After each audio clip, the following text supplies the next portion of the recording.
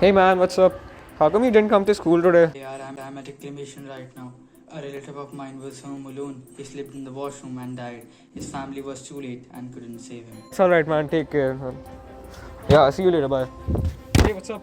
Nothing, just completing this assignment. Where's Anirudh? I haven't seen him since morning. I just talked to him man.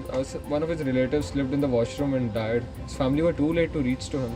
That's really sad, dude. Wait, what if there were systems that notify the guardians in such situations before it's too late? That's actually a pretty good idea.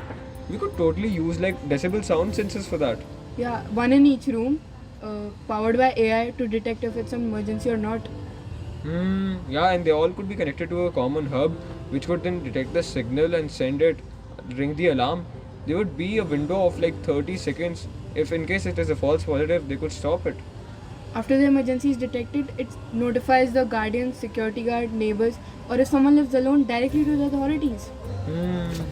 Also be used in situations like a home invasion, like a break-in, and for that the control panel needs to be protected by a password, isn't it? Yes, and I think that we can make it so that it is compatible with an AI-powered speaker like Alexa, which detects if it's really the owner or an intruder saying it isn't a problem.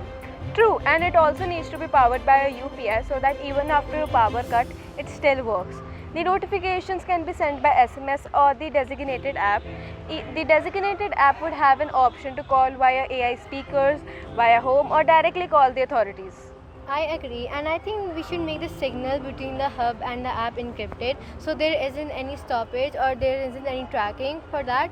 And the recording of the whole sequence could be a help to the police as well. Also, it will be in the owner's discretion to avoid the privacy issues, obviously.